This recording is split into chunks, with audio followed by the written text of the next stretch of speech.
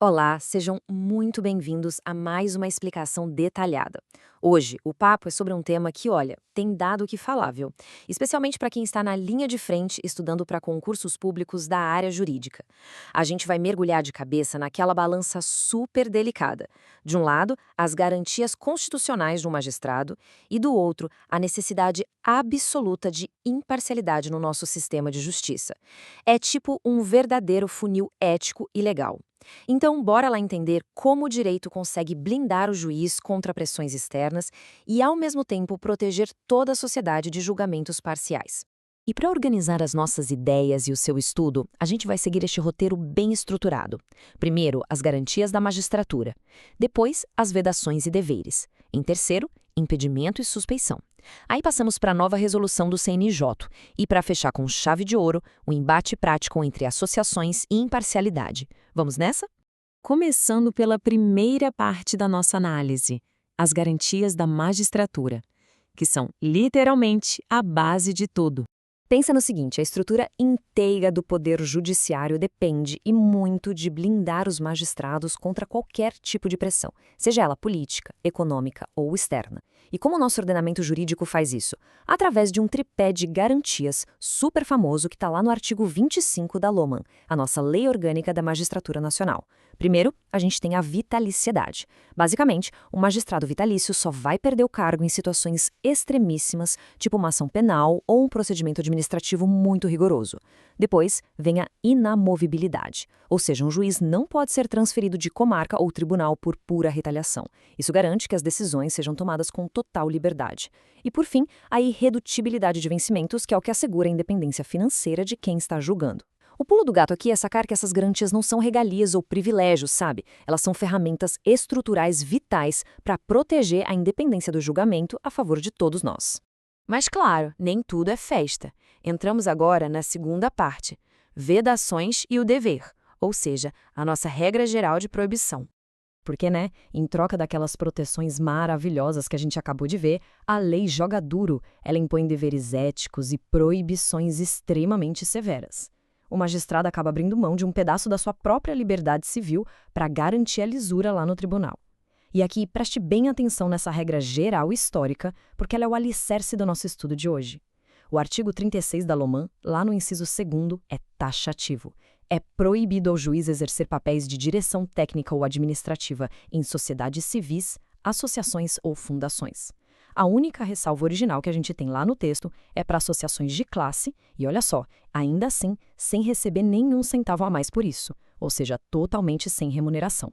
O objetivo disso é claríssimo, evitar que o juiz acabe dividindo a lealdade dele ou crie vínculos que possam manchar aquela neutralidade no tribunal. É fundamental ter essa regra cravada na memória antes da gente avançar para as novidades. O que nos leva perfeitamente ao tópico 3, impedimento e suspeição, que atuam como nosso escudo processual. Olha que sacada interessante do sistema. Se a LOMAN foca em proteger o juiz criando deveres gerais, o Código de Processo Civil, o famoso CPC, entra em cena no caso prático para proteger as partes do processo. E ele faz isso com uma abordagem dupla genial. De um lado, o artigo 144 traz um impedimento, que opera em bases puramente objetivas. Por exemplo, se o juiz é casado com uma das partes ou é sócio da empresa que está sendo processada, acabou. Ele está impedido e ponto final. Existe ali uma presunção absoluta de que ele vai ser parcial. Mas do outro lado, no artigo 145, a gente tem a suspeição. Aí o buraco é mais embaixo, porque lida com critérios totalmente subjetivos. A gente está falando de coisas como ser amigo íntimo, inimigo de uma das partes, ou até ter recebido presentes. Nesse caso, a parcialidade precisa ser demonstrada, provada no caso concreto. É literalmente a diferença entre um fato inquestionável da vida civil e uma inclinação psicológica ou de afinidade. Certo, mas e na prática do dia a dia processual, como é que toda essa teoria funciona? O CPC dá um passo a passo bem amarradinho para quem precisa alegar isso. Primeiro de tudo, identifica-se o fato que está gerando esse viés, seja ele objetivo ou subjetivo. Feito isso, seguindo lá o artigo 146, a parte interessada tem um prazo cravado de 15 dias, contados a partir do momento em que descobriu o fato, para protocolar uma petição específica direto para o juiz do processo. Depois disso, o incidente todo sobe para ser avaliado pelo tribunal. E tem mais. O processo pode até mesmo ser recebido com efeito suspensivo. É exatamente assim, subindo esses degraus, que a lei vai limpando o ambiente processual para não sobrar nem sombra de dúvida sobre a neutralidade de quem vai bater o martelo. Agora respira fundo e foca aqui, porque chegamos na quarta parte, a nova resolução do CNJ, a exceção moderna que está despencando nas provas de concurso. Tendo aquela fundação da Lohmann e o filtro processual do CPC muito bem consolidados na nossa cabeça, a gente esbarra na grande atualização recente de todo esse arcabouço jurídico, a Resolução 678 do Conselho Nacional de Justiça, que saiu em abril de 2026. Esse documento, pessoal, trouxe uma nuance enorme para a liberdade de associação e de crença da magistratura. Basicamente, o CNJ decidiu dar aquela harmonizada necessária entre o rigor ético da profissão e os direitos fundamentais de convicção religiosa e filosófica de quem usa a toga. Para a gente cravar essa diferença de uma vez por todas e não errar na prova.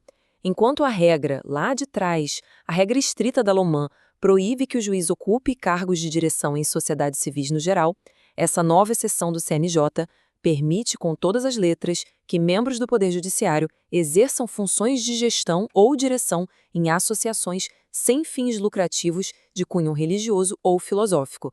Mas atenção ao detalhe crucial, isso tem que ser estritamente sem remuneração. E o texto da norma é super amplo, super plural, ele abraça desde lojas maçônicas, conselhos espíritas, até organizações cristãs, judaicas, de matriz africana, islâmicas, hinduístas e por aí vai. É, na prática, uma abertura real para o exercício da liberdade de crença no judiciário. E assim chegamos à nossa quinta e última parte, associações versus imparcialidade. É a hora da nossa síntese crítica. Porque agora a gente precisa juntar todas as peças desse quebra-cabeça e olhar para o atrito que acontece na vida real. A pergunta de R$1 milhão é: se um juiz agora pode ser legitimamente o presidente não remunerado de um centro espiritual ou de uma loja maçônica, como é que a gente garante que a neutralidade dele não vai ser contaminada pelos interesses dessa associação ou dos membros dela durante o julgamento? Para descomplicar, vamos imaginar alguns cenários casuísticos, bem práticos. Pensa na seguinte situação. A própria associação que o juiz agora tem permissão para dirigir resolve entrar com uma ação judicial. E por pura coincidência do destino, o processo cai exatamente na vara desse mesmo juiz. E aí? Bom, pelo artigo 144, inciso 5º do CPC, o impedimento ali é claro como a luz do dia, porque ele atua na direção daquela pessoa jurídica. Agora, um outro cenário. Chega um litígio comercial super comum no tribunal, só que uma das partes é uma pessoa que divide a direção da ordem filosófica com o juiz, e os dois têm um laço super íntimo, de amizade profunda. Nesse caso, o que entra em cena é a regra da suspeição, lá do artigo 145, inciso 1º. O que a gente tira de grande lição aqui é que a permissão de associação que o CNJ conferiu não anula em hipótese alguma as regras duronas do Código de Processo Civil. Na hora do vamos ver no caso concreto, a imparcialidade sempre fala mais alto. E olha que detalhe importante. O próprio CNJ foi bem cuidadoso em prever que essa zona de atrito ia existir na prática. O parágrafo único da resolução coloca os pingos nos is e diz exatamente de quem é a bronca, de quem é o ônus de ficar monitorando esse equilíbrio ético super delicado dos órgãos correcionais dos tribunais. Ou seja, cabe às corregedorias ficar de olho, caso a caso, para observar se o exercício daquele cargo de direção lá na associação está mesmo rolando em total harmonia com a imparcialidade que a toga exige.